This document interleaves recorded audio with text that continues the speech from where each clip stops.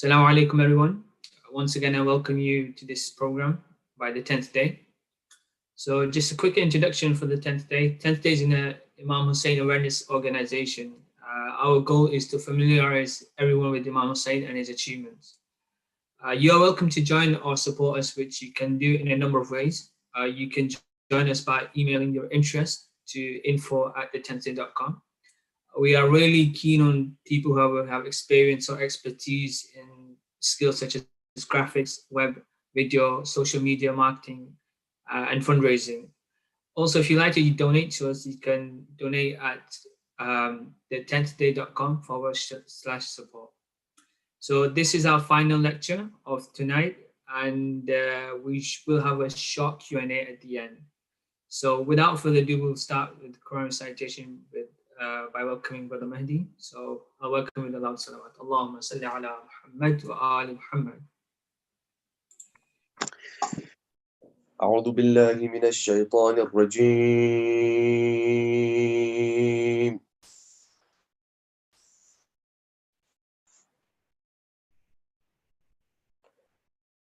بسم الله الرحمن الرحيم.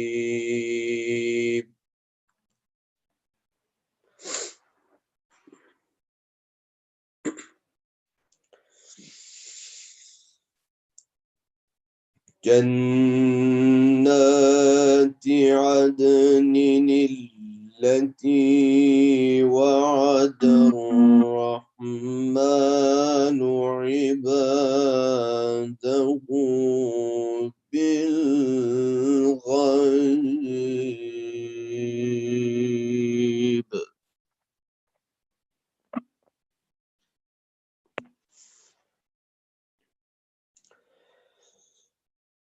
إنه كان وعده مأتيا.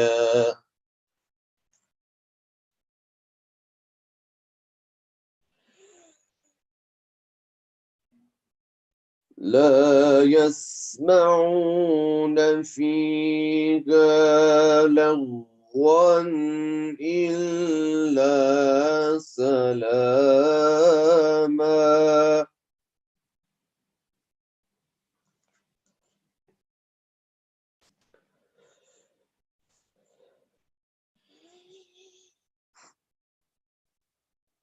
لا يسمعون فيها لغوا إلا سلاما ولهم رزقهم فيها بكرة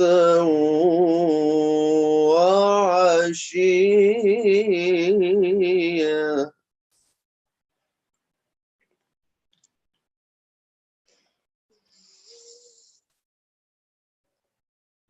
تلك الجنة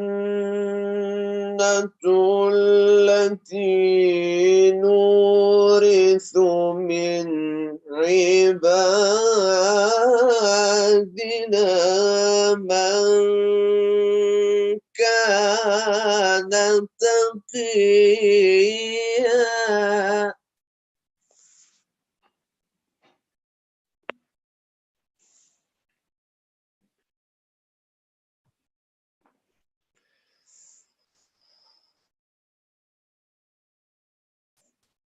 وما نتنزل إلا بأمر ربك له ما بين أيدينا وما خلفنا وما بين ذلك.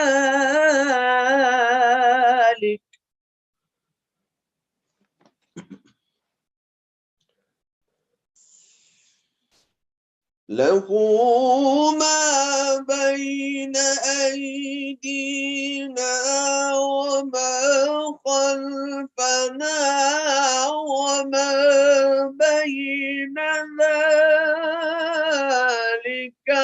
وما كان ربك نسيا.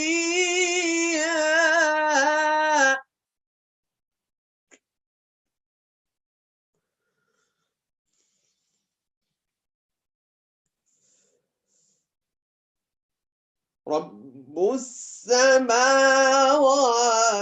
والأرض وما بينهما فاعبده واصطبر لعبادته.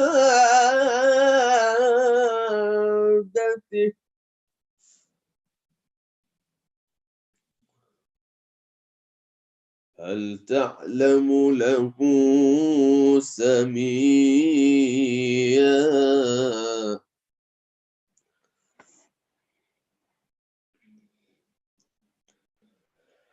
ويقول الإنسان أإذا ما مت لسوف أخرج حيا.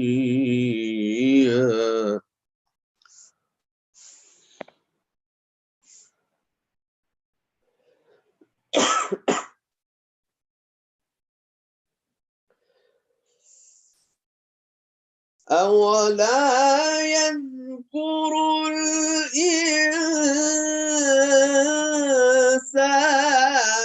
أنا خلقناه من قبل ولم يك شيئا.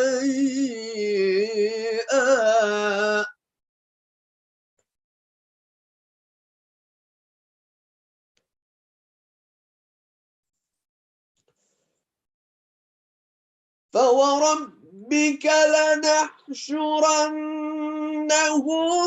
والشياطين ثم لنحضرنهم حول جهنم جثيا.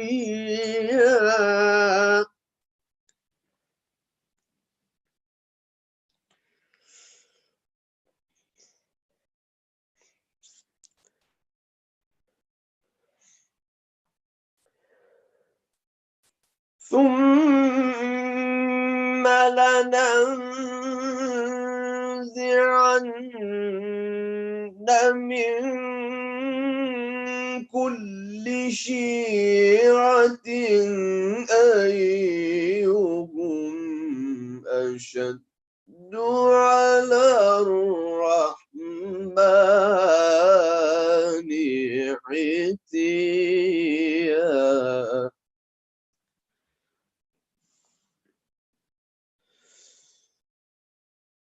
ثم لنحن أعلم بالذين هم أولى بها صليا.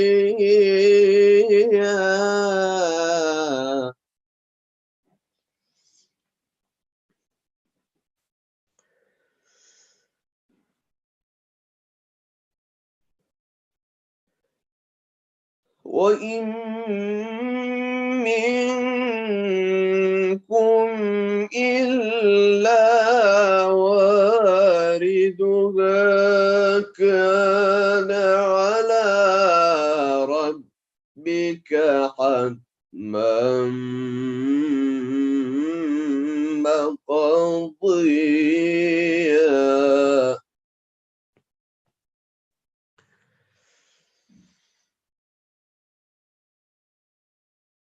وإن منكم إلا واردها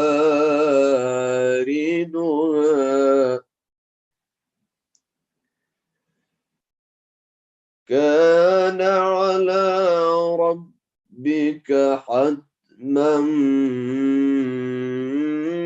مقضيا.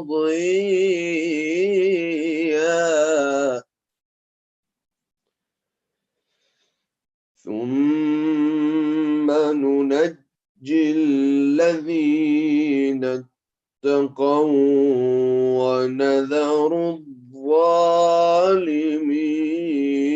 فيها جثيا. صدق الله العلي العظيم.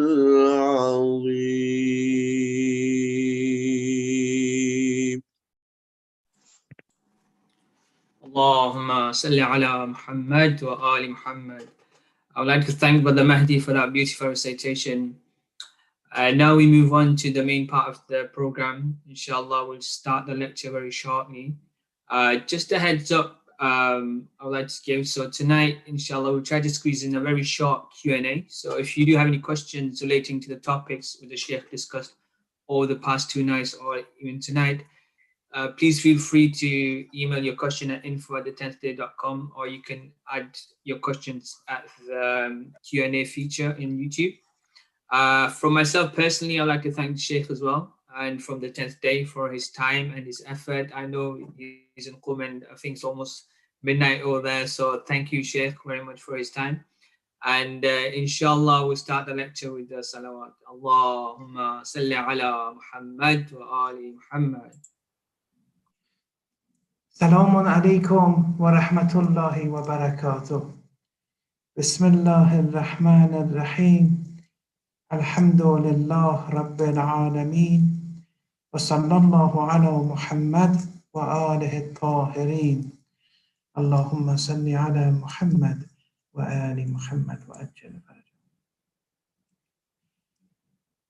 When somebody wants to exercise ikhlas and exercise sincerity before Allah by dedicating one's actions to Allah subhanahu wa ta'ala, doing things for Allah's sake. Well, one may commit oneself to hundreds of actions in a given day, and in the beginning maybe only 2% of them are done for Allah's sake. 2% of them are done with ikhlas. For example, you say, I am doing this action, sincerely dedicating it for Allah subhanahu wa ta'ala. And then this has to grow through spiritual wayfaring, has to grow more and more until after a number of years, you manage to dedicate most of your actions for Allah's sake.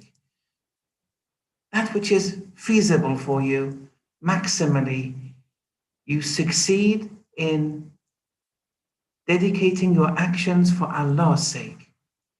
And in spiritual wayfaring, the tool of muraqabah helps one in this regard. But even if one succeeds 99.9% of the times, one will still need to handle 3 hurdles, 3 barriers. Because at the end of the day, albeit 99% of your actions, you are saying, I am dedicating this action for Allah subhanahu wa ta'ala. And the reality is that you're still seeing your I, your ego. You're still attributing the action to yourself, and Allah for you is still a rational concept. These 3 veils of concealed shirk are still a barrier for the individual. He or she isn't seeing the real Allah subhanahu wa ta'ala. But we do our duty, and that is to attain to maximum ikhlas. Through the love of Allah, maximally, most of your actions you try to do for Allah's sake over a number of years, slowly but surely. And then eventually, once you reach a certain threshold, then Allah will kill you. He'll kill your ego. And there you will see Allah, the heart will see Allah. one won't attribute one's actions to the I. One becomes annihilated in Allah subhanahu wa ta'ala. And it's here where Allah, if you remember from last night, Allah becomes the blood money, becomes your blood money, meaning that you, as a result of eliminating your ego, now Allah's attributes reflect through you. Your words are Allah's words. Your hearing is Allah's hearing. Your actions are Allah's actions, and so on and so forth. Your ethics are Allah's attributes. And this is something which we are aiming for. And we may acquire it momentarily now and again, but this is the pure life. This is hayatan tayyibah, which the Quran is referring to. And until we reach this threshold, life is very below standard. Although it's not bad, you'll still have heaven, but heaven has degrees. You want a heaven whereby you're not interested in the recreational pleasures. It's something higher that you want. With the shuhada, although when I say shuhada, the martyrs, there are degrees to them. And we never can judge or acknowledge the ikhlas the shuhada had. However, assuming the ikhlas was equal, still there are different levels of shahada and martyrdom. That which is classified as a true fiqhi shahada is one when one gives one's life in the battlefield in the name of Allah for the cause, for the Islamic cause. Yes, that level of shahada is very important. They need no ghusl when they're buried. And one can speak a lot in this area, but I don't want to divert. But when one enters the battlefield, and we're assuming the ikhlas is a constant, otherwise sometimes someone with negative intentions may enter the battlefield and they may die, and people may call them a shaheed, but they were corrupt on the inside. Their intentions were corrupt. So we're assuming if the taqwa aspect is a constant, still dying in the battlefield is something very important. It's the prime example of the fiqhi shahada. The reason being that here you're giving your life for Allah's sake. You've truly eliminated the ego. It's not a case of my house, my car, my prestige, my honor, my certificate. You've thrown it all away in the battlefield. And we're assuming the taqwa constant is present. That level of shahada, dying in the battlefield, is of a very important, has a lot of importance. Okay, that was the first preliminary point I wanted to mention. We have a hadith Qudsi, which says that you shouldn't ask favors from the taghut of your time. Taghut is that entity which suppresses you from attaining to divine perfection. It may be a government, it may be an individual, it varies. On the other side, we have the awliya, the wali, the disciples of Allah, those who have proximity with Allah. In this hadith Qudsi, there's talk of you shouldn't ask favors from the taghut of your time. If you do, there will be side effects in this world before you pass away. Before you enter the hereafter, there will be side effects if you, the believer, ask for a favor from the taghut of your time. And then in this hadith Qudsi, there's a story, and it pertains to the time of Nabi Musa alayhi salam, When he was in occultation, when Nabi Musa was in occultation, one of his disciples was approached by an individual. The individual had a task, a personal task he wanted to be done. There were some barriers for this to be done. He needed the help of the Taghut. And this individual went to the disciple of Musa and asked him that, can you on my behalf go to the Taghut of the time, which was one of the pharaohs, and ask him to do this favor for you. You go on my behalf. And this disciple of Musa alayhi salam went to the pharaoh, asked for the favor, and the pharaoh gave it. What happened was, the pharaoh, when he passed away, days later, all the his kingdom, all the kingdom of Bani Israel, they attended the funeral. At the same time that the pharaoh passed away, and which pharaoh it is, it's not necessarily the pharaoh who was drowned. The indicators of the story don't show that. At the same time, the disciple, the companion of Nabi Musa alayhi salam, also passed away. But his way of passing away was he died, and no one was aware of his death until later.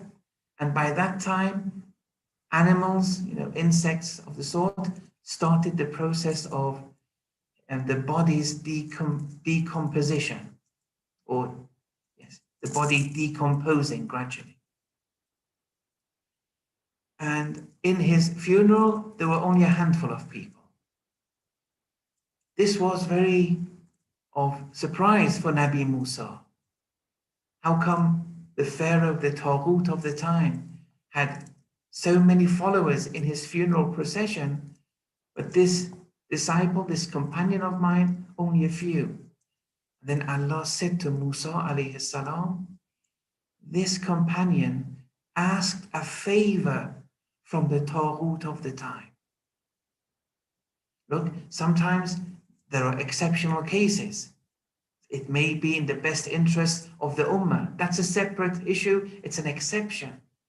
But asking for a favor from the Taghut is not an exception. This belittles Islam. It belittles prophethood. Allah said that he asked the favor from the Taghut of the time. Before entering the hereafter, he had to face a cause and effect punishment of his actions before entering the hereafter. And that's why he was punished in such a way.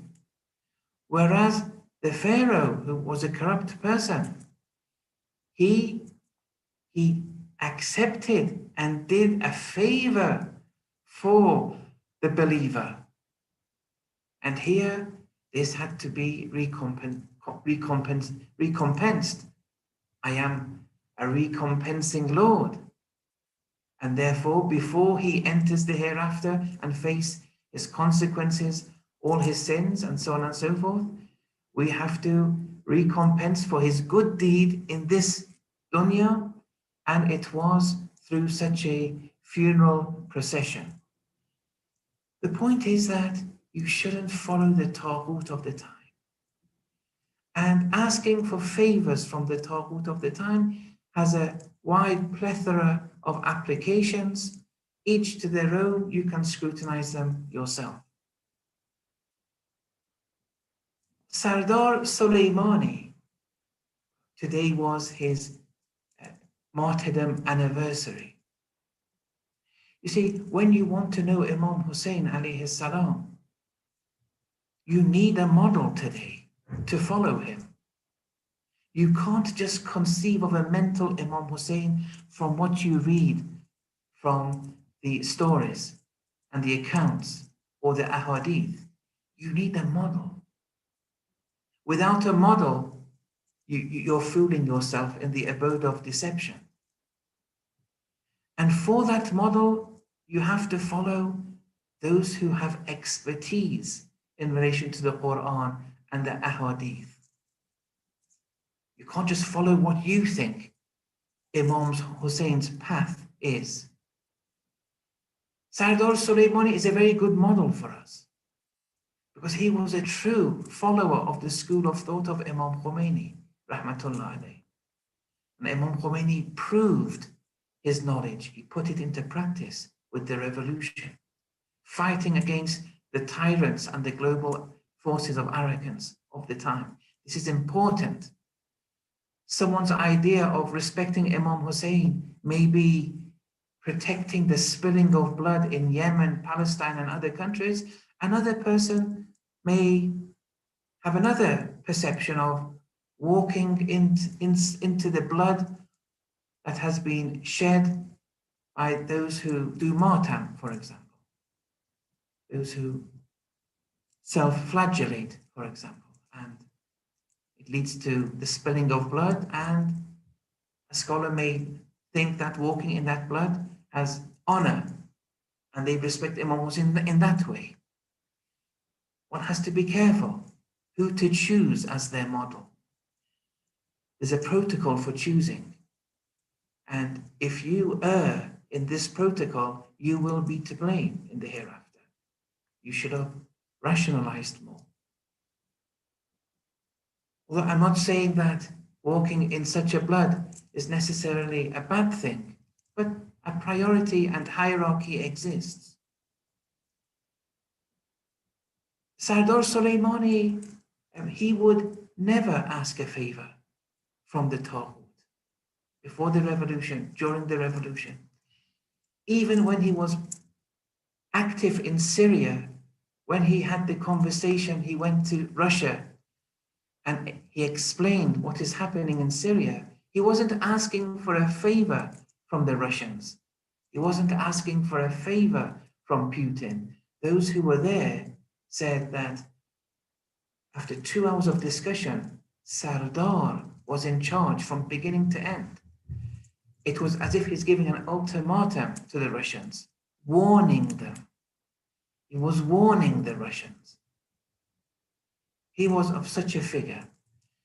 And he passed away through martyrdom, not of the fiqhi type, but he received the thawab, the rewards of martyrdom, albeit he not a fiqhi shaheed. His martyrdom anniversary was today. When he passed away, when his will was read out, and I remember last year I was invited somewhere to speak, I translated parts of that will. This was last year. Anyway, he asked to be buried in his will, he asked to be buried behind a particular individual who had become martyred in the imposed war against Iran in the 80s. And when he gave the name Muhammad Hussein Yusufullahi, other than the elite, the common lay people had never heard such a name. Muhammad Hussein Yusufullahi was martyred during the Iran-Iraq war, or the imposed war. And he was part of an intelligence unit. Although he had passed away almost 35 years ago, Sardar, who was able to be buried anywhere he wanted in Iran, asked to be buried in his will. He had willed to be buried behind this individual. You can imagine all the focus now is on this individual, Sardar, with all his might, with all his efforts for Islam, in the way of Islam, for Allah's sake, then insisting to be buried behind someone who died 35 years before at the age of 21. So everyone's minds, everyone's attention suddenly was directed towards this person. Books were written, articles were written. Sardar had also video footages, but still, it wasn't really something which had been properly disclosed, other than for the elite. I want to just give two examples of who this person was, Muhammad Hussain Yusufullahi, at the age of 20 or 21. That before, once they were heading during the imposed war, they were heading towards an operation. Sardar was very perturbed. This is almost 40 years ago. He was very perturbed because they had failed in a number of operations which were easy to gain victory, but they failed. Now on this one, which all the signs were that they were going to be defeated, he was rather stressed out. Muhammad Hussain Yusufullah, he told him, don't worry, we are going to become victorious in this military operation, in this particular operation. Sardar wanted facts. He wouldn't, take it at face value. He said, how can you say such a thing? He exclaimed in a relatively angry manner. You can't just say anything like that. He said, no, be rest assured, came the reply. And then on insisting to know what is your evidence, Muhammad Hussain Yusufullah, he said, Bibi Zainab alayhi salam told me. And then Sardar said, was taken aback and said, were you awake or was it in your dreams? Yusufullah, he said, it's none of your business. That has nothing to do with you. But we will gain victory, and they did. So from those early days of the war, Sardar had become attracted to this individual. Imam Khomeini said that we had so many people, so many soldiers, so many people who were active in this war, who became Arif and a true Gnostic, mystic, overnight. Why? Because they've detached from everything other than Allah. They've eliminated the ego. They became mystic overnight. What takes 50, 60, 70 years, for them it happened overnight.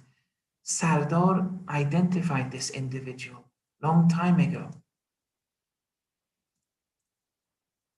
In one night, during the eve of another military operation, where the Islamic camp and the enemy camp were distanced by a river, and the distance was around 4 kilometers. What was the norm was the intelligence unit would send people to the enemy camp just to identify where they're located. So at the time of battle, the Islamic camp is very well equipped and ready and well informed. So they sent 2 divers because they were separated by a river. And one was called Musapur, the other was called Sadiri. And what should have taken 2 or 3 hours took much more, and the divers did not return. Naturally, this was very problematic because this could compromise the operation. That which they primarily thought was they were taken into captivity. And if they are taken into captivity, the whole plot of the operation would now be compromised. So they had to call the head of that branch or the head of the battalion, and they called Sardar Soleimani. He came. Now, Muhammad Hussain Yusufullahi was a very simple, just a intelligence unit officer. He explained what happened. Sardar said, we have to inform the headquarters, and left. Yusufullahi told his senior, just give me overnight and I shall tell you what has happened. And then the following morning, Yusufullah came and told his senior that the two will return. One of them, for example, 4 in the morning, the other 10 hours later. He gave the exact place and time, but I don't remember that story. It's minutiae. And so Sardar Soleimani was informed and said, well, how do you know? And he said, no, I'm sure they shall return soon. They've become martyred, but they shall return soon. And in those given times, this was exactly what happened. The waves at 4 in the morning brought Musapoor's corpse to the exact location, which was where the camp was located. And then 10 hours later, Shahid Saderi's corpse also was drifted along the shore and was received by the Islamic camp. What happened was, in their operation, they drowned. Here, this again made Sardar very wary of Yusufullah and said to him that, how did you know? Yusufullah said, I saw them in an apparition, like a dream, and they informed me that their corpses will come. And then Sardar said, why did one of them come earlier than the other? And then Yusufullah said, first of all, Musapoor, who came first, was married, whereas Saderi was single. And this shows how important marriage and spirituality is. And secondly, Musapoor would do his salat awwala waqt, i.e. at the first instance, wouldn't lead too much time. When the adhan is given, he would always maximally endeavor to do his salat at the first instance. Whereas with Saderi, there may have been some delay. This is why the body was drifted to the shore earlier. So you can imagine Sardar was very wary of this individual, and he asked to be buried behind him. His grave also, I had the honor of going there in Kerman, and I saw both the graves. There was a scholar who was active in the actual burying.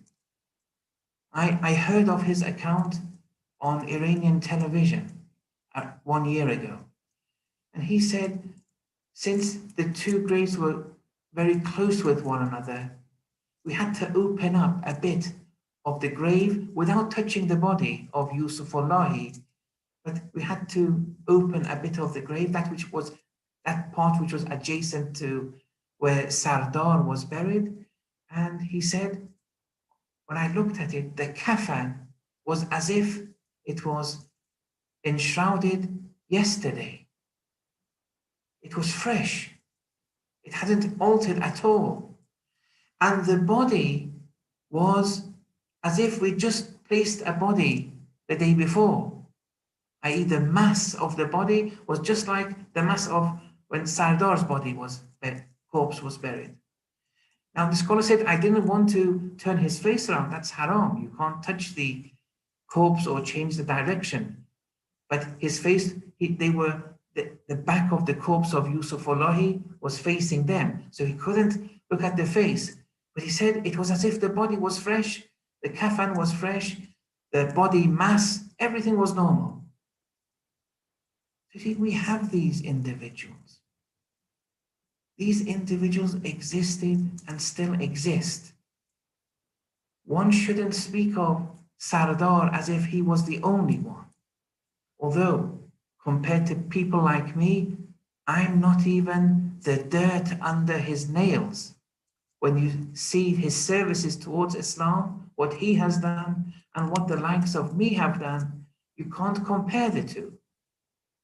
But Sardar should never be looked at as an individual. It's a movement, it's a school of thought. He was part of it. To think that he was unique and we don't have other Sardars is very premature. The former head of the Islamic propagation of Iran, who was in this position for 20 years, I was at a table with him in a wedding, and it was accidental. And he was speaking about Sardar, and he was saying that the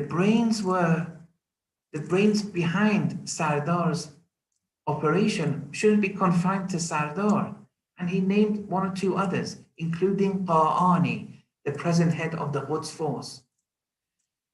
He was saying, people, there are many Sardars, they exist, but they don't disclose themselves.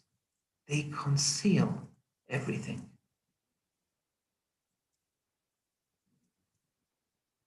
A title which I once was thinking for myself in relation to Sardar, I don't mean this in any, I don't want anyone to be offended.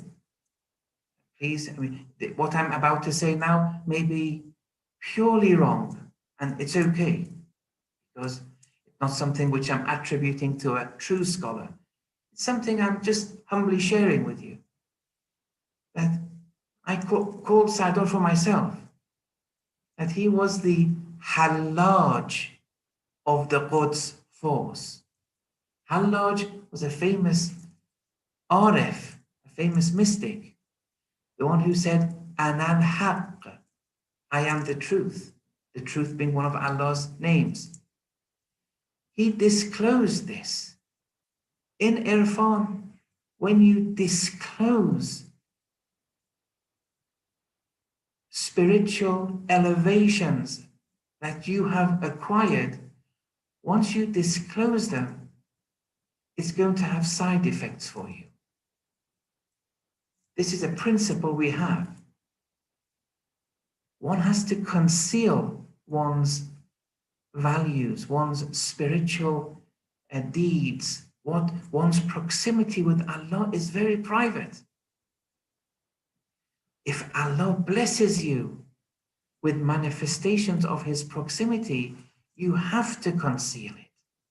Yes, with the wajibat, it's okay to disclose, and we are encouraged to disclose them. For example, when you give the khums or the wajib zakat and other things, it's good to do it in front of others. It's like a kind of propagating the rituals, and maybe with some mustahab actions when it has a pedagogical objective, maybe it's okay. But with irfani experiences, when Allah unveils His manifestations before you, for you to disclose it, it's going to cause problems for you in this world. Hallaj was killed. He was burnt because people wouldn't understand what he's saying.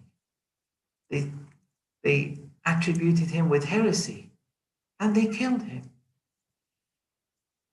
And they weren't necessarily wrong in doing so. That was their ignorance. They didn't understand Irfan. They didn't understand those Irfani truths. So they thought he was a heretic, and the punishment for the heretic is to exercise the sentence, the necessary sentence. He should have disclosed it. Sardar, you have to forgive me, I may be wrong, was the Hallaj of the Quds force.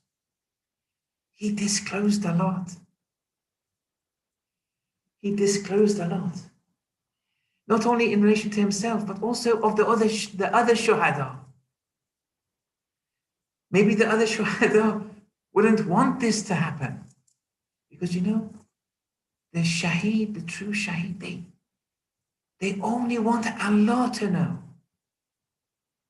Before the military operations, they would take their metallic plaque and throw it away, so that if their bones were recovered one day, they won't know who it is, so they won't be glorified when they returned back home. And even further than that, the ikhlas was so high, they would ask Allah, don't let anyone find our body remains. Give us, he said, oh Allah, give us the goblet, the wine of shahada, give it to us, and don't let anyone find us. Let us be traceless. Because sometimes those who are identified with the metallic plaque, when they return, they're glorified. Some people's ikhlas don't allow that. We don't want to be glorified. We only want Allah to know. Sometimes the metallic plaque has been removed, but the bones are returned or the corpses are returned. They don't want to be glorified. They want to be traceless. Look at the ikhlas here. Sardar would sometimes open up the stories of some of the shuhada. He was the Hallaj of the Quds force. And many of the shuhada, they didn't want this. You can see the video footages of many of those who became shaheed when the report is coming to ask for what happened in the operation. I've seen it many times. They kind of walk away from the reporter. People may sometimes see those footages and say, why is he walking like that? Sometimes it's inevitable. They stop them and ask them questions, but they would speak very discreetly. One such example was Shaheed Ibrahim Himmat. These individuals, it's important to read their life story. Because if you want to know how Imam Hussain would have treated the Taghut today, these are our models. Not even the Maraji are our models. Sardar Soleimani once said that the people treat the Shuhada as true models rather than the Maraji. Because the Maraja says, go to the battlefront. But the Shaheed says, come, because he's in the middle of the battlefront. He's a true example. He's a better example. Shaheed Soleimani has said this in one of his speeches. Ibrahim Himmat was an incredible figure. Incredible figure, although I don't want to speak about his biography. He had always wanted to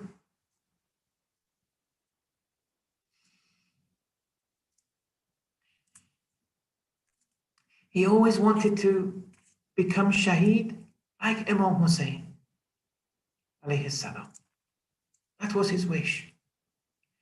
The ikhlas was so high, Ibrahim Himmat. And one can give many examples here. And also he would listen to the leader of the time, Imam Khomeini, rahmatullah alayhi, and with the representatives of Imam Khomeini and the representatives of the representatives, he may have had differences of opinion at times, but he would always obey them. He would give his opinion, but at the end he would obey, because he would say, if I disrespect the representative, the leader may become disappointed, and that I want to refrain from. That I can't accept. So he would listen and obey even the representatives of the leader or the representatives of the representatives. And he became Shaheed inside Iraq, in the island of Majnoon. And although his battalion were decreasing more and more, but he stood until the very end. And he was almost alone. And on a motorbike, they missiled him down and he was beheaded. Exactly how he wanted to die. Shahid Soleimani said in relation to Shahid Himmat, Shahid Ibrahim Himmat, the video footage exists and this is well documented. Soleimani said that this Shahid Ibrahim Himmat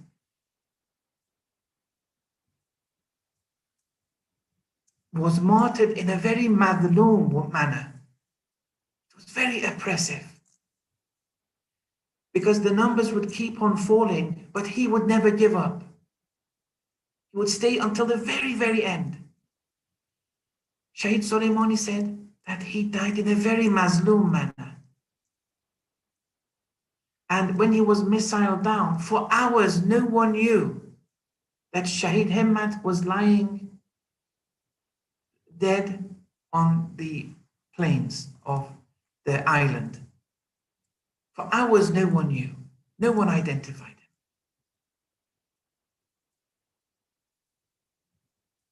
Now, the reason I'm mentioning this, because in this video footage,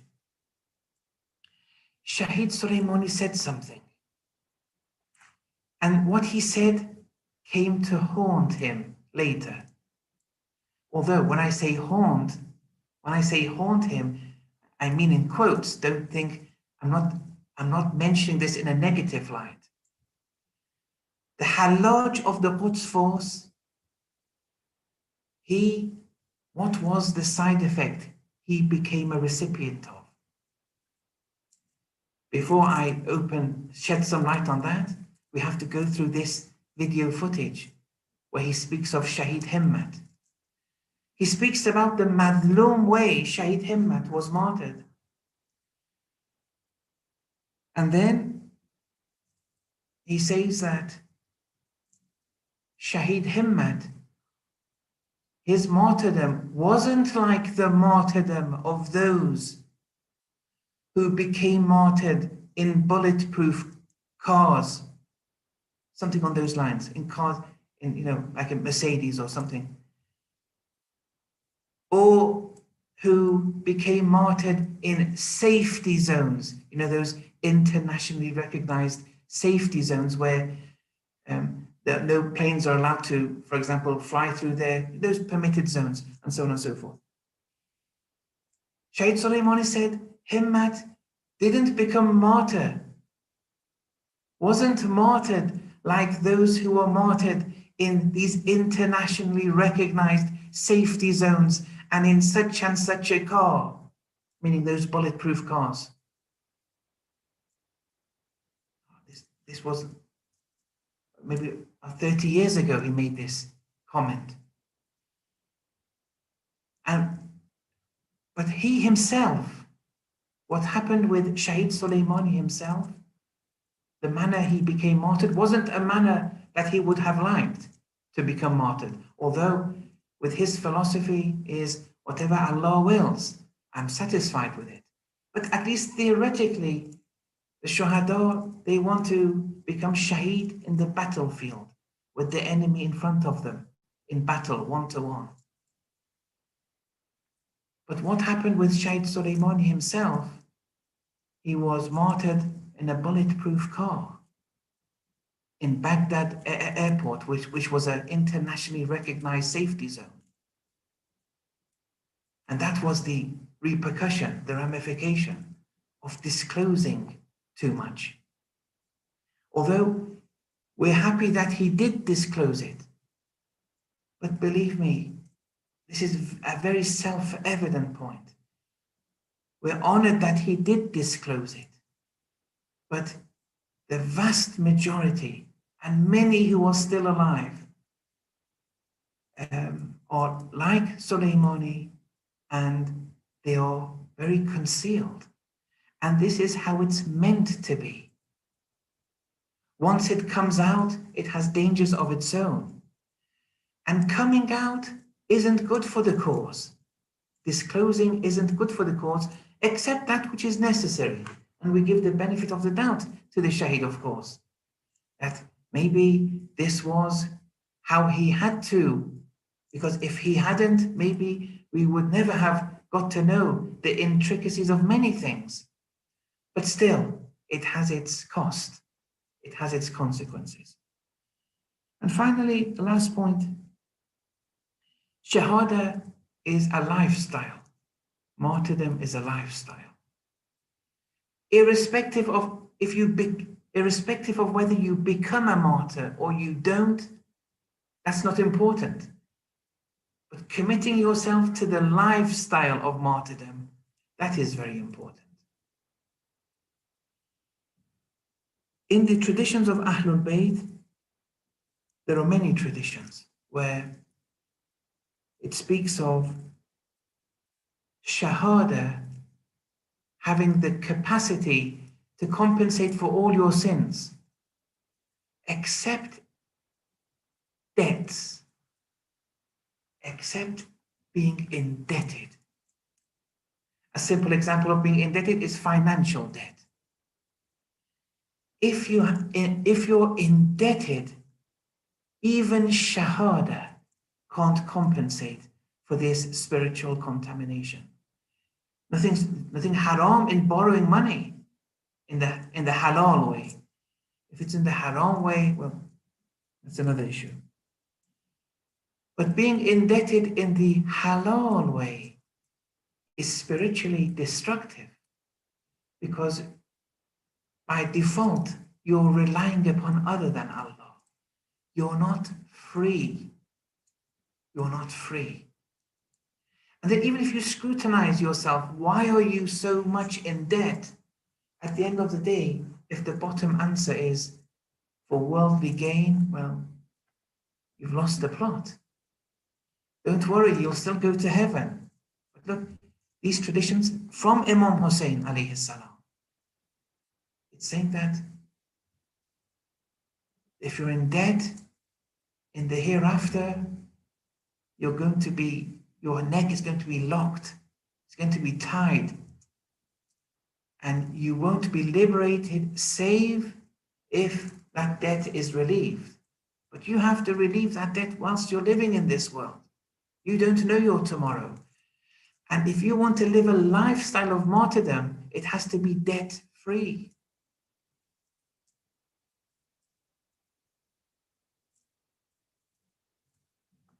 Musa ibn Umayr relates that his father narrates from Imam Hussain that Imam Hussain alayhi salam said, "Whoever's in debt, don't join our caravan. I don't want to be accompanied with those who are indebted." The 12th Imam is saying the same today. And sometimes we see mosques, for example, in the UK, most of them, these centers, they are in debt and they are getting favors from the Taghut. Look, is that on a par with a martyrdom-seeking lifestyle? Of course not. It's easy to say Hussein, Hussein, alayhi salam. But in practice, we're very far away. Imam Hussain alayhi salam said, if you're indebted, go. I don't want to be accompanied with the inmates of hell. We really have to really seriously scrutinize our lives. See, what are we doing? After 80, 90, 100 years, what kind of ikhlas have we acquired? How are we contributing to the ummah? And so on and so forth. Okay, with your permission, I will end there and we can have one or two questions and inshallah, we'll call that the end. I just want to thank again the committee members of the 10th day for giving me this platform and sharing these few days with the brothers and sisters. Wa sallallahu ala Muhammad wa alihi tahirin. Thank you very much, Sheikhna. So I'll get right into the questions. So the first question is, what did Allah grant Iblis? Life for a specific period or the ability of misguiding people? If it was the ability to misguide, then why so? Yes, When he called? yes, in that verse, yes, Iblis wanted a respite period. to mislead, to show how weak man is, the descendants of Adam. Now, I was talking in the context of dua, that Allah responded to his calling. That was my point. This question now is a bit different. It's saying why Allah has done that. Now, I need a lecture for that. I'll try in 2 or 3 sentences, but these kind of questions sometimes can be very difficult when you want to fit it in 2 or 3 sentences. The point is that in the Quran, it says that إِنَّ اللَّهَ يَهْدِي مَن يَشَاءُ وَيُضِلُّ مَن يَشَاءُ. Allah guides those who want guidance, but Allah misguides those who want misguidance. Now, who is the misguider? The misguider is Allah. It's one of Allah's names. This perception that we have been brought up with, that Iblis is independent in his misguiding of people, is wrong. It's a Zoroastrian notion which has crept in. And sometimes we see it by unqualified teachers in Sunday schools, for example. Or when you don't treat your religion seriously, you're going to face these kind of problems.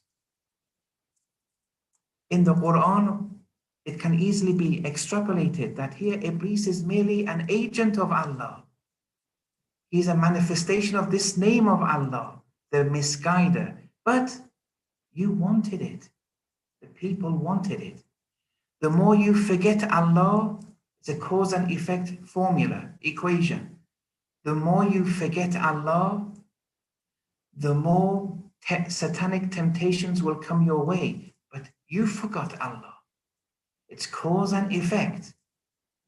But that misguidance is traced back to Allah independently. When you, for example, use a knife in the wrong manner, you've used it in the wrong manner. The result is you've injured yourself rather than peeling an orange. You forgot Allah subhanahu wa ta'ala to the degree you forgot Allah during the day. In proportion to that, in a manner of cause and effect, temptations will come your way. The forces of misguidance will come your way, but you asked for it. Okay, thank you, Sheikh. Next question. Did Imam Hussain alayhi salam make dua on the day of Ashura for relief, and was it answered? Yes, well, Imam Hussain said that Ridan Ilahi Ridan biqadak. I'm totally satisfied with whatever your decree is. And if he made a calling, it was for the victory of Islam, but not a physical victory, that Islam stays alive until the day of resurrection. And that's what happened. And that's what's happening. The message has never died away, but this calling was something which was on a par with such a ma'soom. We also pray for that. But alhamdulillah, someone of a much higher level, a ma'soom, has done that for us. Yes. Okay, next question. I know I want to get married, but my prayers aren't being answered. Is this because my soul thinks I don't need it? Why would that be? Yes. So theoretically, you don't want, your soul, your inner nature doesn't want to get married. Your ego does. All these people who are marrying, everyone wants to get married. But there's something acting as a hurdle within you, which is stopping this. With spiritual refinement, it can open up, it can become unlocked. And maybe your soul's not calling for marriage in real terms, maybe in your best interest right now.